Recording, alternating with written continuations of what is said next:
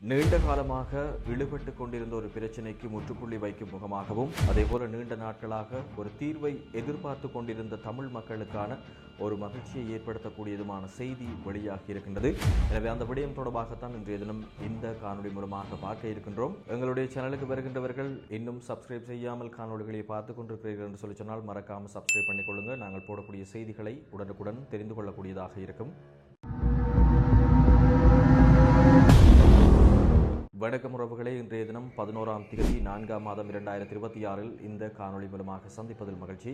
அதன்படி உங்களுக்கு தெரியும், நீண்ட நாட்களாக தமிழ் மக்கள் சார்ந்து நிவர்த்தி செய்யப்பட முடியாத, அதே போல நீண்ட காலமாக தொடர்ந்தும் ஆர்ப்பாட்டங்களும் போராட்டங்களும் இடம்பெற்று கொண்டிருக்கக்கூடிய ஒரு பிரச்சினை தான் இவர்களினுடைய காணி உரிமம் அல்லது ஏற்கனவே இராணுவத்தினரால் கைப்பற்றப்பட்டிருக்கக்கூடிய காணிகள் இன்னும் விடுவிக்கப்படாமல் இருக்கின்ற இந்த சந்தர்ப்பத்தில் தமிழ் மக்களால் தொடர்ந்தும் இதற்கு எதிராக தீர்வு வேண்டியதாக தொடர்ந்தும் ஆர்ப்பாட்டங்கள் இடம்பெற்றுக் கொண்டிருக்கின்றன. அதன் ஒரு அங்கமாக இந்த அரசாங்கத்தின் மூலமாக அண்மைய காலங்களில் கூட பல இராணுவ முகாம்கள் கைவிடப்பட்டு தமிழ் மக்களினுடைய காணிகள் மீள கையளிக்கப்பட்டிருக்கின்றன. அதே போல தொடர்ந்தும் தற்போது வரை சில காணிகள் இராணுவமயமாக்கப்பட்டிருக்கின்றமை என்பது மிக முக்கியமான விடயம். இவ்வாறு இருக்கக்கூடிய நிலைமையில் யாழ்ப்பாணத்தில் நீண்ட காலமாக நீண்ட வருடமாக இடம்பெற்றுக் கொண்டிருக்கக்கூடிய தமிழ் மக்களும் அதேபோல அரசியல்வாதிகளும் பாரியளவில் அரசாங்கங்களுக்கு எதிராக எதிர்ப்பு போராட்டங்களை முன்னெடுத்துக் கொண்டிருக்கக்கூடிய ஒரு பிரச்சினை தான் இந்த தையிட்டி சட்டவிரோத விகாரை அமைந்திருக்கக்கூடிய அந்த பகுதி தொடர்பிலான பிரச்சினை தான். கிட்டத்தட்ட உங்களுக்கு தெரியும், பல ஏக்கர் அளவிலான தமிழ் மக்களினுடைய காணிகள் இந்த தையிட்டி சட்டவிரோத விகாரை அமைக்கப்பட்டிருக்கக்கூடிய அந்த பகுதிகளை உள்ளீர்த்ததாக அமைக்கப்பட்டிருக்கின்றது. இதன் மூலமாக தங்களுடைய அந்த காணிகளை மீண்டும் கையளிக்க வேண்டும். அது எங்களுடைய பாரம்பரிய காணிகள், அது ஒவ்வொன்றும் தனியார் காணிகள், அரச காணிகள் அல்ல, அவை மீண்டும் எங்களுக்கு கையளிக்கப்பட வேண்டும் என்பதாக தொடர்ந்தும் முன்னே அரசாங்கங்களிலிருந்து இந்த ஆர்ப்பாட்டங்களும் போராட்டங்களும் முன்னெடுக்கப்பட்டு கொண்டிருக்கின்றன.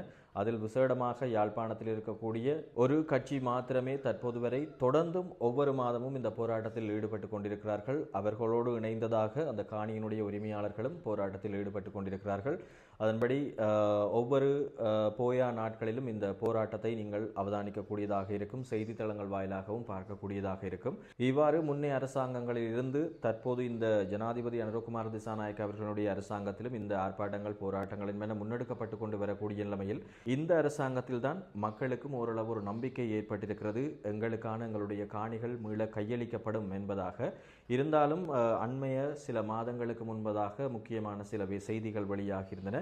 அதாவது இந்த தையிட்டி சட்டவிரோத விகாரை அமைக்கப்பட்டிருக்கக்கூடிய அந்த காணிகளை கையளிக்க மாட்டேன் என்பதாக அந்த விகாரையினுடைய விகாராதிபதி தெரிவித்திருந்ததாக பல சர்ச்சைகள் எழுந்திருந்ததை பார்க்கக்கூடியதாக இருந்தது. அதேபோல இந்த காணிகளினுடைய உரிமையாளர்கள் தமிழ் மக்கள் இந்த காணிகள் தங்களுக்கு வழங்கப்பட வேண்டும் என்பதாக மாவட்ட செயலகங்கள் மூலமாகவும் அரசியல் தலைமைகள் மூலமாகவும் அரசாங்கத்திடமும் தொடர்ந்தும் பல அழுத்தங்களையும் கேள்விகளையும் வைத்திருக்கக்கூடிய நிலைமையில் இந்த கலந்துரையாடல்கள் இடம்பெற்றதாகவும் அந்த கலந்துரையாடல்கள் இங்கே யாழ்ப்பாணத்தில் இருக்கக்கூடிய இந்த பிரச்சனைக்காக யாழ்ப்பாணத்தில் கலந்துரையாடல்களை மேற்கொள்ளாமல் அல்லது யாழ்ப்பாணத்தில் இதற்கான தீர்வுகளை முன்வைக்காமல் கொழும்பில் எதற்காக இந்த கலந்துரையாடல்களை மேற்கொள்கின்றார்கள் என்பதாக சில விசனங்களை எழுப்பியிருந்தார்கள். அது மட்டுமில்லாமல் அங்கு கொழும்பில் இடம்பெறக்கூடிய அந்த கலந்துரையாடல்களில் காணியினுடைய உரிமையாளர்களாகிய எங்களை அந்த கலந்துரையாடல்களுக்கு அழைக்காமல் நாங்கள் இல்லாமல் எவ்வாறு எங்களுக்கான தீர்வுகளை வழங்க முடியும், எவ்வாறு அந்த கலந்துரையாடல்களில் சரியான முடிவுகள் எடுக்கப்பட முடியும் என்பதாக தங்களுடைய விசனமான கருத்துக்களை வெளியிட்டிருந்ததையும் சில மாதங்களுக்கு முன்பதாக பார்க்கக்கூடியதாக இருந்தது.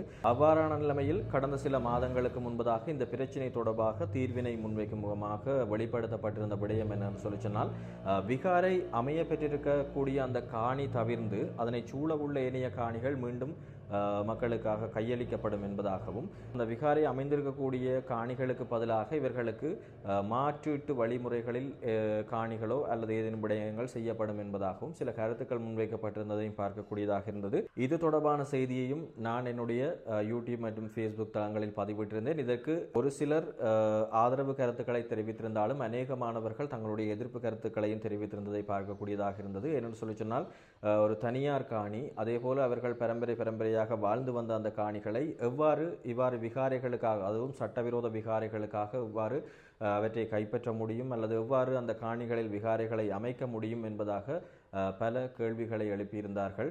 அவ்வாறு அமைக்கப்பட்ட அந்த விகாரைகளுக்கு நீங்கள் எப்படி மாற்று காணிகளை வழங்க முடியும் என்பதாகவும் கேள்விகளை எழுப்பியிருந்ததையும் பார்க்கக்கூடியதாக இருந்தது.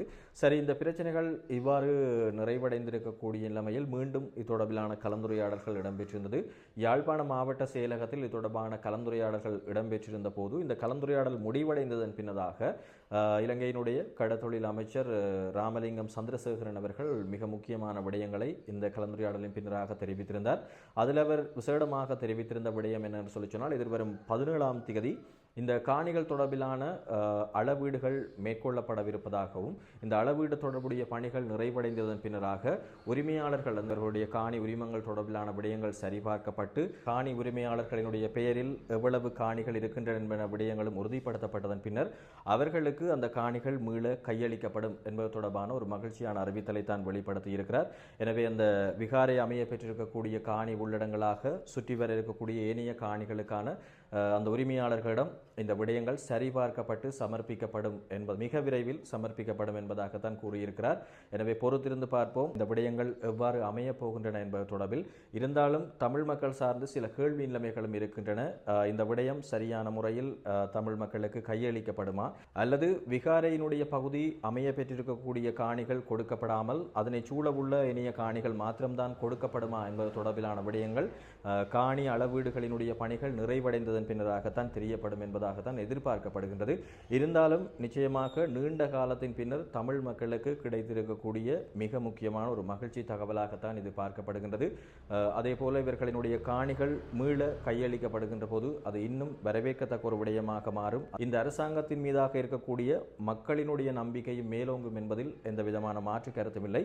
எனவே இந்த காணொலியை பார்த்து கொண்டிருக்கக்கூடிய நீங்கள் நினைக்கக்கூடிய விடயங்களை கமெண்ட்ஸில் தெரிவித்துக் கொள்ளலாம். அதாவது அமைச்சர் ராமலிங்கம் சந்திரசேகர் அவர்கள் தெரிவித்திருக்கக்கூடிய வகையில் இந்த காணிகள் முற்றுமுழுதாக முழுமையாக தமிழ் மக்களுக்கு கையளிக்கப்படுமா அல்லது கையளிக்கப்படுகின்ற நேரத்தில் ஏதேனும் சிக்கல்கள் ஏற்படுமா என்பது தொடர்பிலான விடயங்களை கமெண்ட்ஸ் மூலமாக தெரிவித்துக் கொள்ளலாம். அதே போல முன்னே அரசாங்கங்களை காட்டிலும் இந்த அரசாங்கத்தின் மூலமாக இவ்வாறான ஒரு செயற்திட்டம் நடைமுறைக்கு வந்திருக்கின்றது. தமிழ் மக்களுக்கு இந்த காணிகள் அவர்களுக்குரிய காணிகள் அவர்களுக்கே கையளிக்கப்பட வேண்டும் என்கின்ற ரீதியில் ஒரு முடிவு வந்திருக்கின்ற விடயம் தொடர்பில் நீங்கள் என்ன நினைக்கின்றீர்கள் என்பது தொடர்பான விடயங்களையும் கமெண்ட்ஸ் மூலமாக தெரிவித்துக் கொள்ளலாம். மற்றும் ஒரு காணொலி மூலமாக சந்திப்போம். நன்றி, வணக்கம் உறவுகளே.